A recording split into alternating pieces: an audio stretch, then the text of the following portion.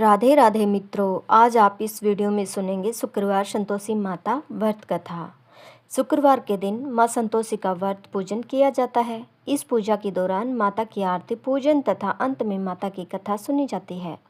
आइए जाने शुक्रवार के दिन की जाने वाली संतोषी माता व्रत कथा के बारे में। एक बुढ़िया थी, उसके 7 बेटे थे, 6 कमाने वाले थे जबकि एक निकम्मा था। बुढ़िया 6 बेटों की रसोई बनाती, भोजन कराती और उनसे जो कुछ जूठन बचती वह 7वें को दे देती थी। एक दिन वह पत्नी से बोला, देखो मेरी माँ को मुझ पर कितना प्रेम है। वह बोली, क्यों नहीं, सबका झूठा जो तुमको खिलाती है। वह बोला, ऐसा नहीं हो सकता, मैं जब तक आंखों से न देख लूँ मान नहीं सकता। बहू हंसकर बोली, देख लोगे तब तो मानोगे। कुछ दिन बाद त्योहार आया। घर में 7 प्रकार के भोजन और चूरमे के लड्डू बने। वह जांचने के लिए सिर दुखने का बहाना कर पतला वस्त्र सिर पर ओढ़े रसोई घर में सो गया। वह कपड़े में से सब देखता रहा। 6 भाई भोजन करने आए। उसने देखा माँ ने उनके लिए सुंदर आसन बिछा, नाना प्रकार की रसोई परोसी और आग्रह करके उन्हें जिमाया। वह देखता रहा। 6 भोजन करके उठे तब माँ ने उनकी झूठी थालियों में से लड्डुओं के टुकड़े उठाकर एक लड्डू बनाया। जूठन साफ कर बुढ़िया माँ ने उसे पुकारा, बेटा 6 भाई भोजन कर गए, अब तू ही बाकी है, उठ तू कब खाएगा। वह कहने लगा, माँ मुझे भोजन नहीं करना, मैं अब परदेश जा रहा हूँ। माँ ने कहा, कल जाता हो तो आज ही चला जा। वह बोला, हाँ आज ही जा रहा हूँ। यह कहकर वह घर से निकल गया। चलते समय पत्नी की याद आ गई। वह गौशाले में कंडे उपले थाप रही थी। वह जाकर बोला, हम जावे परदेश, आवेंगे कुछ काल, तुम रहियो संतोष से, धर्म अपनो पाल। वह बोली, जाओ पिया आनंद से, हमारो सोच हटाई, राम भरोसे हम रहे, ईश्वर तुम्हें सहाय।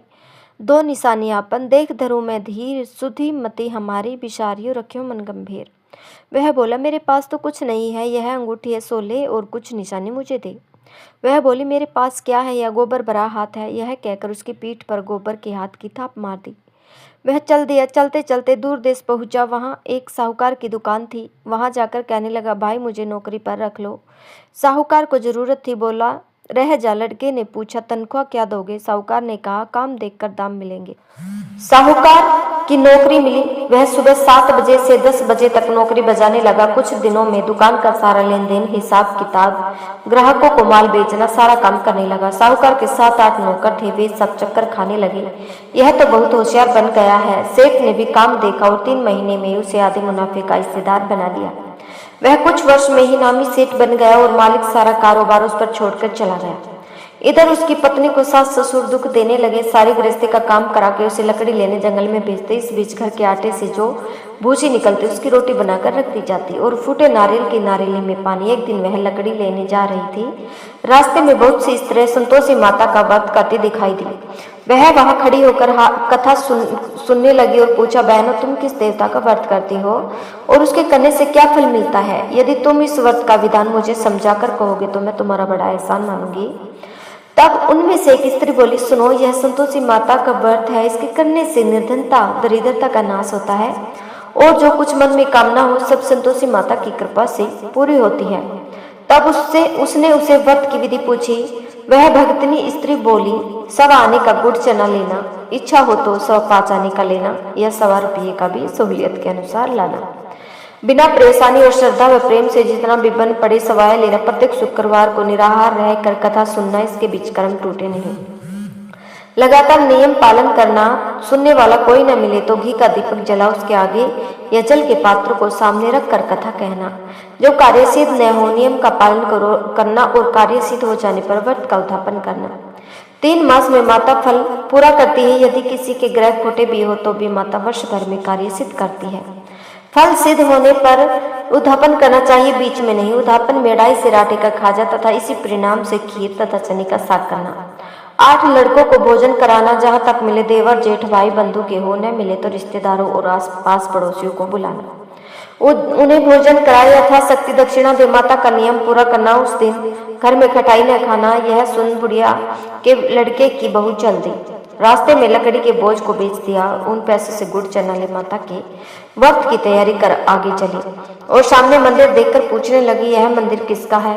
सब कहने लगे, संतोषी माता का मंदिर है। यह सुनकर माता के मंदिर में जाकर चरणों में लौटने लगी। दीन हो विनती करने लगी, माँ मैं निपटक ज्ञानी, व्रत के नियम कुछ नहीं जानती।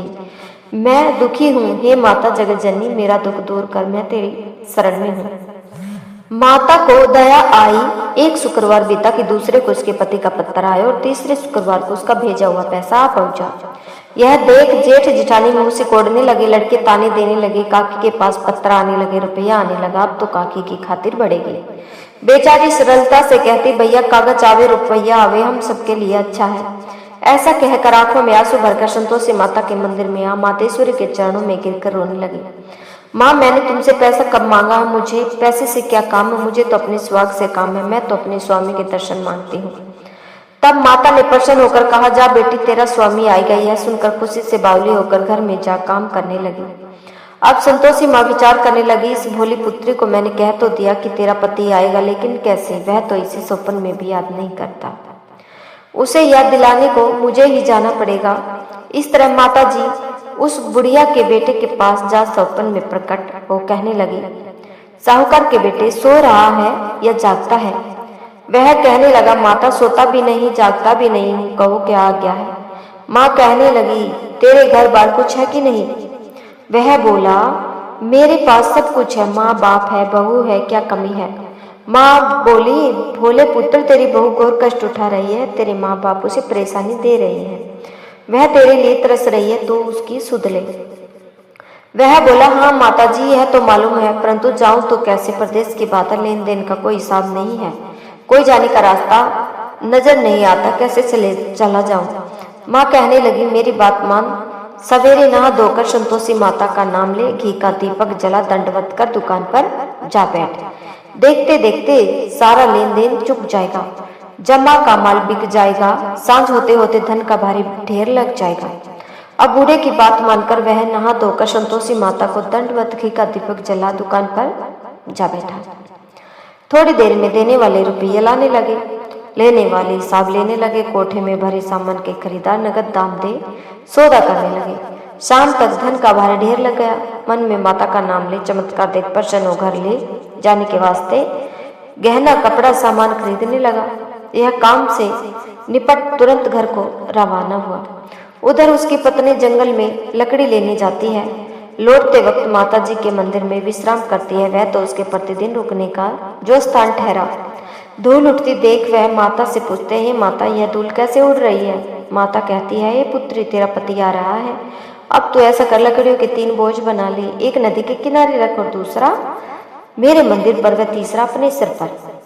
तेरे पति को लकड़ियों का गट्ठर देख मोह पैदा होगा, वह यहाँ रुकेगा, नाश्ता पानी खाकर माँ से मिलने जाएगा। तब तू लकड़ियों का बोझ उठाकर जाना और चौक में गट्ठर डालकर जोर से आवाज लगाना, लो सासू जी लकड़ियों का गट्ठर लो, भूसे की रोटी दो, नारियल की खोपड़े में पानी दो, आज मेहमान कौन आया है? माता जी बहुत अच्छा कहकर वह प्रसन्न मन से लकड़ियों के 3 गट्ठर बनाई, एक नदी के किनारे पर और एक माता जी के मंदिर पर रखा। इतने में मुसाफिर आ पहुंचा। सूखी लकड़ी देख उसकी इच्छा उत्पन्न हुई कि हम यहीं पर विश्राम करें और भोजन बना खा पी कर गाँव जाएं। इसी तरह रुक कर भोजन बना विश्राम करके गांव को गया। सबसे प्रेम से मिला। उसी समय सिर पर लकड़ी का गट्ठर लिए वह उतावली सी आती है। लकड़ियों का भारी बोझ आंगन में डालकर जोर से 3 आवाज देती है, लो सासू जी लकड़ियों का गट्ठर लो, भूसे की रोटी दो, आज मेहमान कौन आया है? यह सुनकर उसकी सास बाहर आकर अपने दिए हुए कष्टों को भुलाने हेतु कहती है, बहू ऐसा क्यों कहती है? तेरा मालिक ही तो आया है, आ बैठ, मीठा भात खा, भोजन कर, कपड़े गहने पहन। उसकी आवाज सुन उसका पति बाहर आता है। अंगूठी देख व्याकुल हो जाता है। माँ से पूछता है, माँ यह कौन है? माँ बोली, बेटा यह तेरी बहू है, जब से तू गया है तब से सारे गांव में भटकती फिरती है, घर का कामकाज कुछ करती नहीं, 4 पहर आकर खा जाती है। वह बोला, ठीक है माँ, मैंने इसे भी देखा और तुम्हें भी, अब दूसरे घर की ताली दो, मैं उसमें रहूंगा। माँ बोली, ठीक है, जैसी तेरी मर्जी। तब वह दूसरे मकान की 3री मंजिले का कमरा खोल सारा सामान जमाया। एक दिन में राजा के महल जैसा ठाट बाट बन गया। अब क्या था, बहू सुख भोगने लगी। इतने में शुक्रवार आया। उसने पति से कहा, मुझे संतोषी माता के व्रत का उद्यापन करना है। पति बोला, खुशी से कर लो। वह उद्यापन की तैयारी करने लगी। जेठानी के लड़कों को भोजन के लिए कहने गई। उन्होंने मंजूर किया, परंतु पीछे से जेठानी ने अपने बच्चों को सिखाया, देखो भोजन के समय खटाई मांगना, जिससे उसका उद्यापन पूरा न हो। लड़के जीमने आए, खीर खाना पेट भरकर खाया, परंतु बाद में खाते ही कहने लगे, हमें खटाई दो, खीर खाना हमको नहीं भाता, देखकर अरुचि होती है। वह कहने लगी, भाई खटाई किसी को नहीं दी जाएगी, यह तो संतोषी माता का प्रसाद है। लड़के उठ खड़े हुए बोले, पैसा लाओ, भोली बहू कुछ जानती नहीं थी, उन्हें पैसे दे दिए। लड़के उसी समय हट कर के इमली खटाई ले खाने लगे। यह देखकर बहू पर माता जी ने कोप किया। राजा के दूत उसके पति को पकड़ ले गए। जेठ जिठानी मन माने वचन कहने लगे, लूट लूट कर धन इकट्ठा कर लाया है, अब सब मालूम पड़ जाएगा जब जेल की मार खाएगा। बहू से यह वचन सहन नहीं हुए, रोते हुई माता जी के मंदिर गई, कहने लगी, हे माता तुमने क्या किया? हंसाकर अब भक्तों को रुलाने लगी। माता बोली, बेटी तूने उद्यापन करके मेरा व्रत भंग किया है।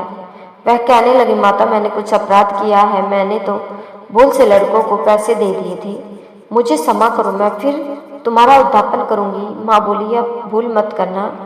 वह कहती, अब भूल नहीं होगी, अब बताओ वे कैसे आवेंगे? माँ बोली, जा पुत्री, तेरा पति तुझे रास्ते में आता मिलेगा। वह निकली, राह में पति आता मिला। वह पूछी, कहाँ गए थे? वह कहने लगा, इतना धन जो कमाया है उसका टैक्स राजा ने मांगा था, वह भरने गया था। वह प्रसन्न हो बोली, भला हुआ, अब घर को चलो।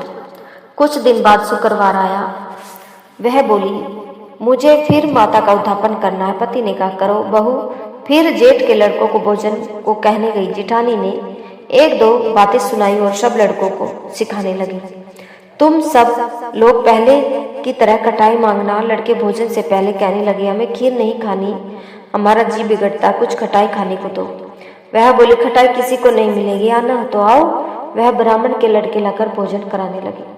यथाशक्ति दक्षिणा की जगह एक फल उन्हें दिया। संतोषी माता प्रसन्न हुई। माता की कृपा होते ही 9वें माह में उसके चंद्रमा के समान सुंदर पुत्र प्राप्त हुआ। पुत्र को पाकर प्रतिदिन माता जी के मंदिर को जाने लगी। माँ ने सोचा, यह रोज आती है, आज क्यों न इसके घर चलूं। यह विचार कर माता ने भयानक रूप बनाया। गुड़ चली सी सना मुख, ऊपर सूंड के समान होठ, उन पर मक्खियां भिन भिन कर रही थी। देहली पर पैर रखते ही उसकी सास चिल्लाई, देखो रे, कोई चुड़ैल डाकिनी चली आ रही है, लड़कों इसे भगाओ नहीं तो किसी को खा जाएगी। लड़के भगाने लगे, चिल्लाकर खिड़की बंद करने लगे। बहू रोशनदान में से देख रही थी। प्रसन्नता से पगली बन चिल्लाने लगी, आज मेरी माता जी मेरे घर आई है। वह बच्चे को दूध पिलाने से हटाती है। इतने में सास का क्रोध फट पड़ा। वह बोली, क्या उतावली हुई है? बच्चे को पटक दिया। इतने में माँ के प्रताप से लड़के ही लड़के नजर आने लगे। वह बोली, माँ मैं जिसका व्रत करती हूँ यह संतोषी माता है। सबने माता जी के चरण पकड़ लिए और विनती कर कहने लगे, हे माता, हम मूर्ख है, अज्ञानी है, तुम्हारे व्रत की विधि हम नहीं जानते। व्रत भंग कर हमने बड़ा अपराध किया है। जग माता, आप हमारा अपराध क्षमा करो। इस प्रकार माता प्रसन्न हुई। बहू को प्रसन्न हो, जैसा फल दिया वैसा माता सबको दे, जो पड़े उसका मनोरथ पूर्ण हो। बोलो संतोषी माता की जय। अगर आप लोगों को हमारी यह कथा और वीडियो पसंद आई तो इस वीडियो को ज़्यादा से ज़्यादा शेयर करें, हमारे चैनल को सब्सक्राइब जरूर करें। धन्यवाद।